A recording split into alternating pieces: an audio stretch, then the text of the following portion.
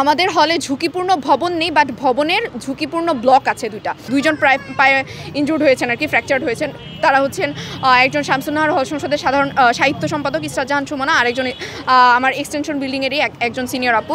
সন্ধ্যায় যে ভূমিকম্পটা হলো এরপর হচ্ছে আমাদের হলের যে মেয়েরা ছিল তারা হচ্ছে মানে সিঁড়ি দিয়ে নামার সময় হুড়মুড় করে নামতে গিয়ে অনেকে হচ্ছে পায়ে ফ্র্যাকচার্ড হয়েছে, অনেকে না মাত্র মানে দুইজন প্রায় পায়ে ইনজুর্ড হয়েছেন আর কি, ফ্র্যাকচার্ড হয়েছেন।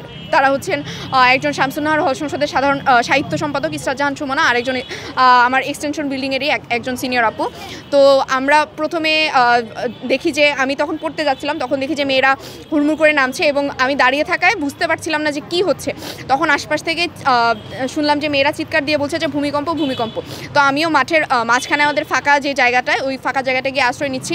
তো তখন মাঠের মাঝখানে হঠাৎ করে আমার সামনে একজন মেয়ে সেন্সলেস হয়ে পড়ে যায়। তাকে আমার হাতে যে পানির বোতল ছিল ওই পানির বোতলটা দিই, পানির ছিটা দিই আমরা, এবং প্রাথমিক যে ট্রিটমেন্ট ছিল সেই ট্রিটমেন্ট দেওয়ার পরে সে কিছুটা সুস্থ হয়ে ওঠে। আমাদের হাউস টিউটর ম্যামদেরকে তাৎক্ষণিকভাবে জানাই এবং ম্যামরা তাৎক্ষণিকভাবে সেখানে এসে উপস্থিত হন। ম্যামদের সহায়তায় সেখানে আমরা প্রাথমিক ট্রিটমেন্ট দেওয়ার পরে হঠাৎ করে আবার আমার ফোনে কল আসে যে আমাদের এক্সটেনশন বিল্ডিংয়ের সামনে, অর্থাৎ আমাদের হলের যে শেষ বিল্ডিংটা আছে যেটা 7 মার্চের ভবনের সাথে লাগোয়া, সেই বিল্ডিংটার সামনে একজন হচ্ছে পা মুচকে পড়ে গেছেন।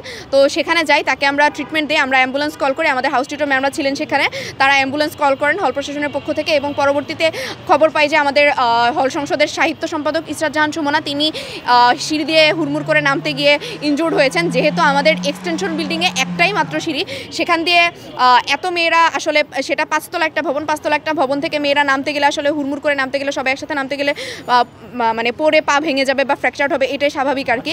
আমাদের হলে ঝুঁকিপূর্ণ ভবন নেই, বাট ভবনের ঝুঁকিপূর্ণ ব্লক আছে দুটা। সেটা হচ্ছে যে আমাদের হলের মধ্য ভবন এবং অনার্স ভবন যে দুটো আছে আর কি, মানে প্রথম এবং দ্বিতীয় ভবন, ওই দুটো ভবনের ওয়াশরুমের একটা ব্লক আছে। আমাদের ওয়াশরুমগুলো হচ্ছে মূল ভবন থেকে একটু বাইরের দিকে করা আর কি, বাট মানে মূল ভবনের সামনে দিয়ে কিছুটা বিম বা পিলারের মতো করে সেগুলো আর কি এক্সটেন্ডেড করা হয়েছে আর কি। তো ওই গতকাল ভূমিকম্পের পর ওই ওয়াশরুমের ব্লকগুলো আগে থেকে একটু ফাটল ধরা ছিল, গতকাল ভূমিকম্পের পর ফাটল আরও বেড়েছে, বেশি ফাঁক হয়ে গিয়েছে, এবং চিফ ইঞ্জিনিয়ার এসেছিলেন, বুয়েটের ইঞ্জিনিয়াররা এসেছিলেন, ইঞ্জিনিয়ারিং টিম এসেছিল, আমাদের হল প্রশাসন ছিলেন, তাৎক্ষণিক তারা ব্যবস্থা নিয়েছেন এবং রিপোর্ট করেছে আমরা তাৎক্ষণিকভাবেই। এবং সেখান থেকে জানতে পেরেছি যে এই দুটো ভবনের হচ্ছে মাঝখানে যেই ওয়াশরুমের ব্লক দুটো আছে এই দুটো ঝুঁকিপূর্ণ। তো আমরা আজকে বিকেলেই নোটিশ করার মাধ্যমে মেয়েদেরকে এই দুটো ব্লকের ওয়াশরুমের ব্যবহার মানে নিষেধ করেছি বা অনুৎসাহিত করেছি। তারা বিকল্প হিসেবে পাশের ওয়াশরুমগুলো ব্যবহার করতে পারবে। আর হচ্ছে এই দুটো ওয়াশরুমের ব্লক ইমিডিয়েটলি আমাদের হল প্রশাসন জানিয়েছে যে রেট্রোফিটিং করা হবে বা রেট্রোফিটিংয়ের জন্য ব্যবস্থা নেওয়া হবে।